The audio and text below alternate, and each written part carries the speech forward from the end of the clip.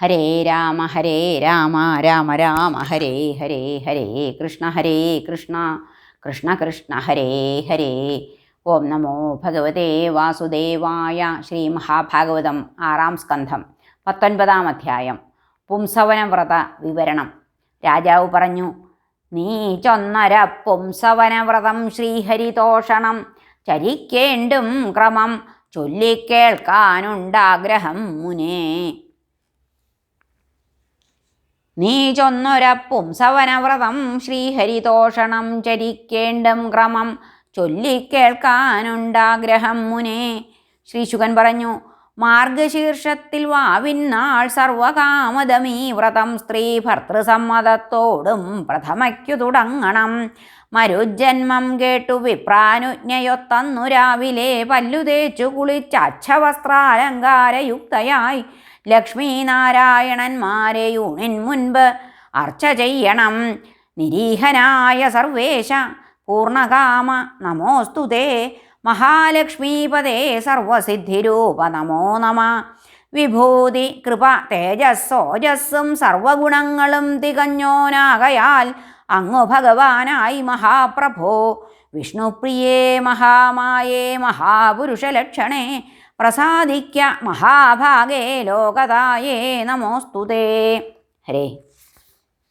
ഓം ഐശ്വര്യാദി ഗുണപൂർണനും മഹാപുരുഷനും മഹാനുഭാവനും ഐശ്വര്യസ്വരൂപിണിയായ ശ്രീലക്ഷ്മിയുടെ പതിയുമായ നിന്തിരുവടിയുടെ വിശ്വക്സേനാദി പാർഷദന്മാരായ മഹാവിഭൂതികളെയും ഞാനിതാ പൂജിക്കുന്നേൻ.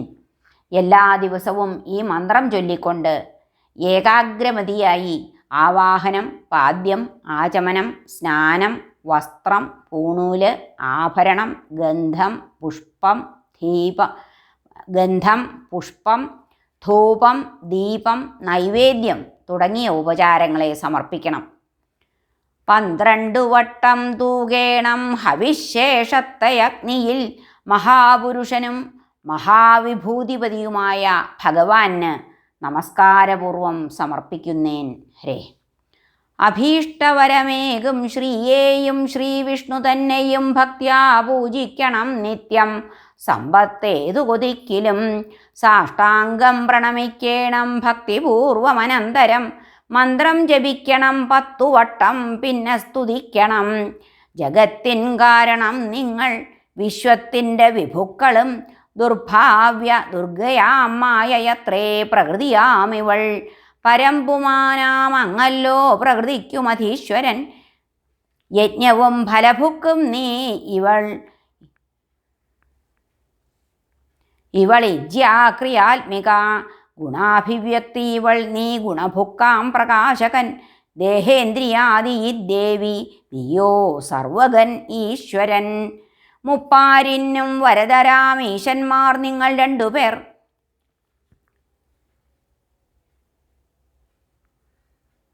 ഹരേ ഗുരുവായൂരപ്പ. ഗുണാഭിവ്യക്തി ഇവൾ നീ ഗുണഭുക്കാം പ്രകാശകൻ. ദേഹേന്ദ്രിയാദി ദേവി നീയോ സർവഗനീശ്വരൻ. നാമരൂപങ്ങളിവൾ നീ തദാധാരൻ പ്രകാശകൻ. മുപ്പാരിനും വരദരാമീശന്മാർ നിങ്ങൾ 2 പേർ. എൻ മഹത്താമാഗ്രഹത്തെ സാധിപ്പിക്ക മഹാപ്രഭോ. ഏവം ശ്രീദേവിയെയും ശ്രീപതിയെയും സ്തുതിക്കണം. പിന്നെ നൈവേദ്യാദി നീക്കി ആചമിപ്പിച്ചു സാദരം പൂജിച്ചു വീണ്ടും സ്തോത്രത്താൽ ഭക്തിപൂർവം സ്തുതിക്കണം. യജ്ഞപ്രസാദമാഘ്രാണിച്ച് അർച്ചിക്കേണം അനന്തരം. പതിയെയും വിഷ്ണുതാനെന്നോർത്തു തൽപ്രിയമൊക്കെയും ചെയ്തു പൂജിക്കണം. ഭഗ്നി ചെയ്യും അക്കർമ്മമേതിലും ആമോദിക്കുകയും ചെയ്യും സ്വയം പ്രേമാർദ്രനാമവൻ. പത്നിക്കാവാതെ വന്നാൽ ഈ വ്രതം ഭർത്താവെടുക്കണം. 2 പേരിൽ ഒരാൾ ചെയ്താൽ ഫലം 2 ആൾക്കുമൊപ്പമാം. ഈ വ്രതം പൂണ്ടൊരാൾ വിഘ്നം വരുത്തരുതൊരിക്കലും. വിപ്രരെയും ഭർത്തൃയുക്തന്മാരെയും ഭഗവാനെയും പൂജിക്കണം നാളുതോറും സ്രഗന്ധഭൂഷാദിയാൽ നൃപാം. പിന്നെ പൂജ വിടുർത്തി തൻ നൈവേദ്യം ചിത്തശുദ്ധിയും സർവകാമാർത്ഥിയും നേടാൻ ഭക്തിപൂർവം ഭുജിക്കണം. ഈ പൂജ 12 മാസം നിർവിഘ്നം ചെയ്തൊര സതി കാർത്തികത്തിൽ അമാവാസിക്ക് ഉപവാസം നടത്തണം. പിറ്റേന്നു നേർത്തെ ഭർത്താവ് കുളിച്ചു വിധിപൂർവകം കൃഷ്ണാർച്ചനം ചെയ്തു പാൽപായസത്താൽ ഹൃതപൂർവകം 12 ആഹുതി ചെയ്യേണം സ്ഥാലീപാകോക്തമാം വിധം. പ്രീതരാം വിപ്രതന്നാശിസ്സുകളേറ്റാദരാന്വിതം നമിച്ചനുജ്ഞയും വാങ്ങി ഭക്ഷിക്ക. തദനന്തരം പുരോഹിതനെ മുൻനിർത്തി മൗനിയായി ബന്ധുയുക്തനായി പുത്രസൗഭാഗ്യദം യജ്ഞോച്ഛിഷ്ടം പത്നിക്കു നൽകണം.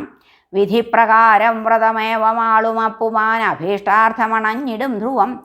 സ്ത്രീയാർന്നിടും സന്തതി കീർത്തി സൗഭഗം ധനം ഗൃഹം ദീർഘസുമംഗലിത്വവും.